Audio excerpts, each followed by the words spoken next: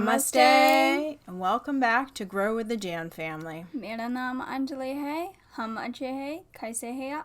And today we hope you're home and safe, and we are doing a video on the Holy Dalai Lama as he talks about how he is the son of India and survived on dal and rotis. And so this is like an interview with him that we're going to watch. Yeah. And the other day we did a thank you tribute to India.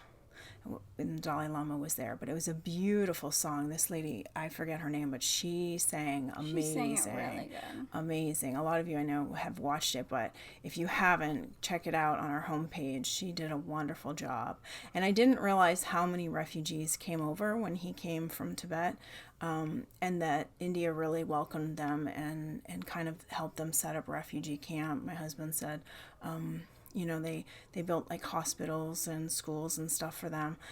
So they really have, become part of India. And all the comments I've seen on the page, people wrote like, you guys are the best guests here, and anyone who was from Tibet that's in India was saying thank you to all the Indians. Like, I've never felt so good after reading comments. Sometimes people don't always agree on topics we do or topics and about worldly stuff, but this was very like, you guys are our brothers and thank you so much for welcoming us. Like, it was just heart touching to see that. That's how it should be. We know India says anyone is welcome with open arms if you are peaceful, and obviously the Dalai Lama is like the epitome of peace, even though I hear China thinks he's a terrorist. And I think it's just out of fear. China's the only terrorist here. Yeah, I don't understand. He got the Nobel Peace Prize. My only thought behind that is he has such a huge following and people love him. But he's like Sadhguru. Like, he preaches peace, and he so far from terrorism, except he won't bow down to the Chinese Communist Party. That's, I think, the only terror in their heads. So we're going to watch this.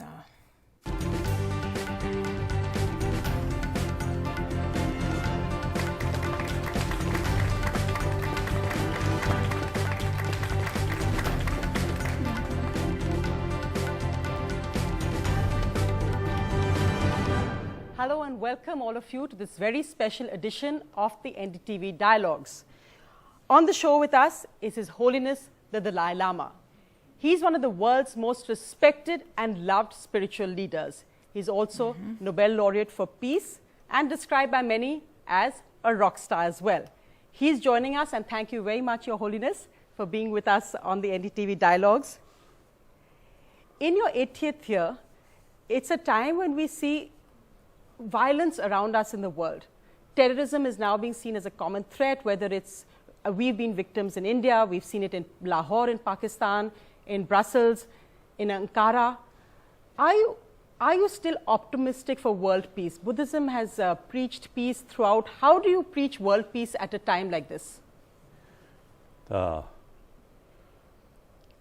Since I think the last 30 years, I have serious discussion with scientists and also some educationists and other sort of some knowledgeable people. Now, then, some occasion, the scientists, they mentioned basic human nature is more compassionate. They have some reasons. I'm not necessarily going to repeat these reasons. So then, when I heard that, I really convinced now. Basic human nature is more compassionate.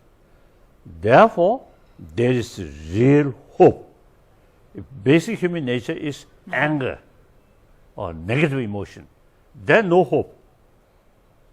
So that's not, and then of course, I'm Buddhist. So the Buddhist literature particularly Nalanda tradition, say Buddha nature. All sentient beings have Buddha nature. So that means ultimate nature is positive. So therefore, now I fully convinced, if we make sort of effort, realistic way, not through prayer, not through simple meditation, but through education. Yes. Actually, today we are going to discuss about that. So I think education change world. Yeah. So now education, existing education system is not adequate. Present existing education is mainly oriented about material value, external value, not internal value. Would you like to see, because the irony, sir, is that so much of this killing or bloodshed is in the name of religion. As a religious, as a spiritual leader, why do you think religion is being distorted across religions to justify violence? Do you think violence can be justified in terms of a holy war in any sense? No, I think certainly not. But then again, you see, we have to think. I think since human history, war is part of human history, including sometimes war in the name of religion. But that's past. When the reality, you see, not only continent to continent, but also, you see, within the continent, you see, different people more or less self-sufficient. Then maybe, all right, fight with your neighbor. And destruction of your neighbor is your victory. Now, today's reality completely changed. Destruction of your neighbor is destruction of yourself, because your future depends on them. Their interest, your interest, heavily interdependent. So now global level, not only nation to nation, but continent to continent, heavily interdependent. East world need West, West world need East, like similar North world or South world. That's it. And then climate sort of condition, all these, and the human population much increasing. So now time come, we have to think humanity rather than my nation, my community. Because you see, we are social animal. We are. Any social animal, even you see some bees, some ants, not necessarily, you see, they very intelligent, but biologically, you see, they have the sense of community, work together for survival. So We, human being, this marvelous intelligence, now we must use this intelligence, common sense. We should not be slave of anger, hatred, and arrogance. So therefore, I think basic human nature is compassion, compassionate. Then this intelligence now should sort of also use strengthening that basic human nature. That's lacking now, today's education system. when you hear words like Islamic terrorism, or even when you've heard focus being talked about in Myanmar, that why are Buddhists against Rohingya Muslims there? Yes. Do you think labels or religions should be attached to terror? Do you think there is a genuine problem? People who follow religion, they also human being. they also see, have the negative sort of emotions also there. Now, the point is whether we accept religion or not, up to individual. Once we accept personal. any religion, we should be very sincere, very serious. And religious sort of concept should be part of our life. Then all major religious tradition carry same message of love, forgiveness, tolerance, contentment, self-discipline.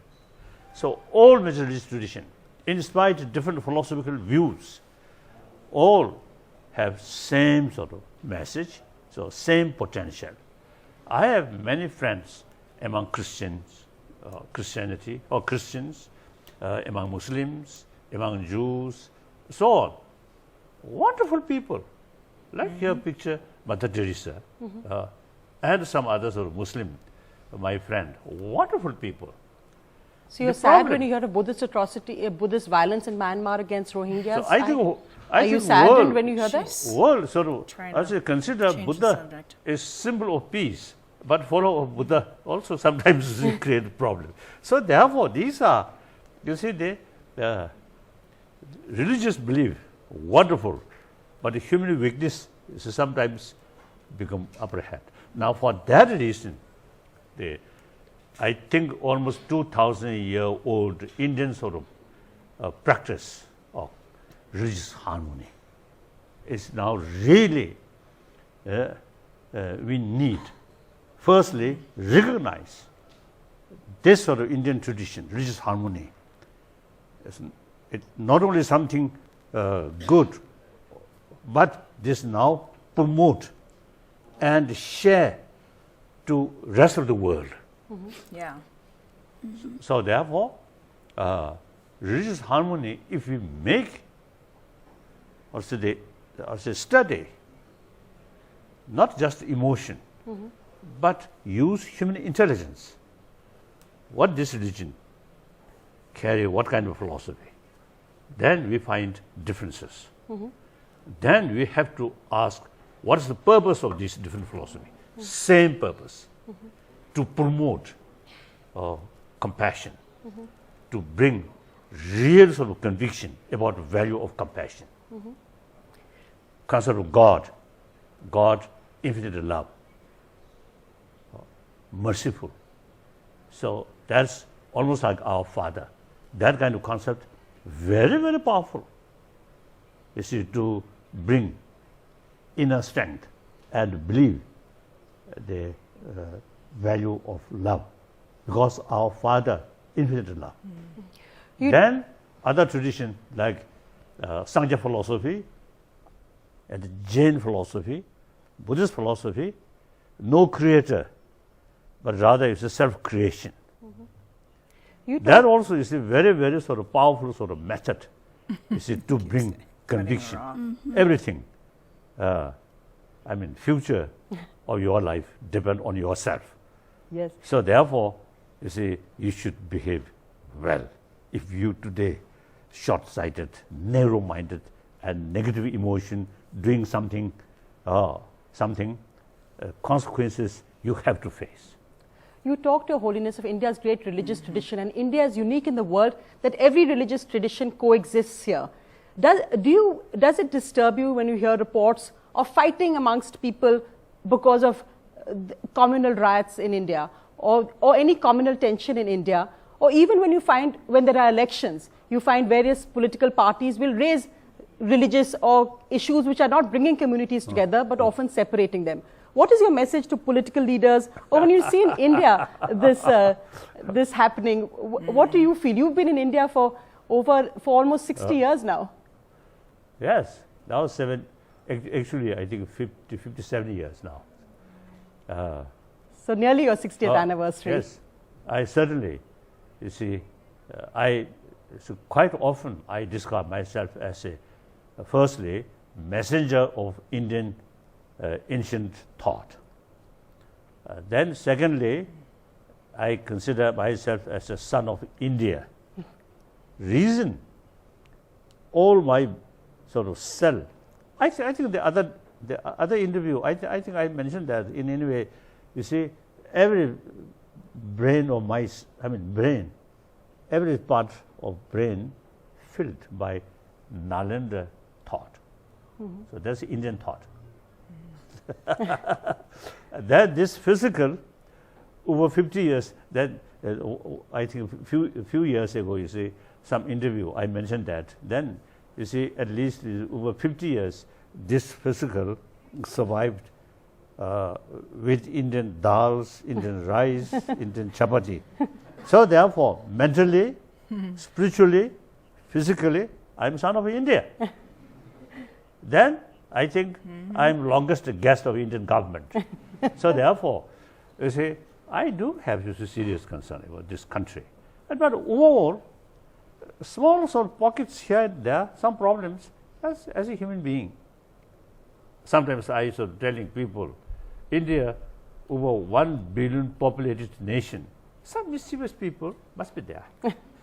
Without that, then Indian, not human being, but God. So we are human being. So some mischievous people always there. But overall, I think picture of this country, I still believe peaceful, comparatively, stable. Compare Sri Lanka, Pakistan, Bangladesh, I think this country, very, very stable, very peaceful. And I think India, I think the most populated democratic country. Still, you see, you have that associated practice. And then also the 1,000-year-old, I think 2,000, 3,000-year-old Indian sort of concept of ahimsa. Still, you see, in the people's mind, even unconsciously, that concept is still there. So these, I feel, you see, real basis of happy India, peaceful India. Sometimes it's a little bit of disturbance here and there, and including sometimes some politicians or even some religious leaders. That is possible. But overall picture of India, I think, very healthy. That's my view. But at the same time, we should not take for granted these good things. We people, especially younger generation like you, must make effort and with awareness and vision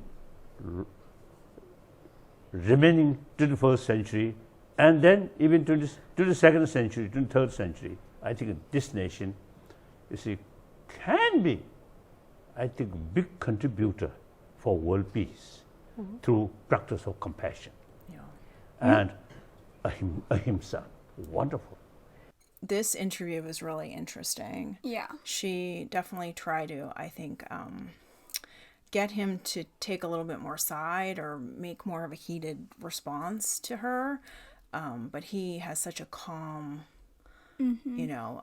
personality and just his way of speaking. And he kept talking even when she wanted to interrupt him to kind of like irritate him. He definitely has like a calm presence. And this video kind of reminds me of the Sadhguru Mahabharata and Ramayan, because they were trying to get him to say stuff.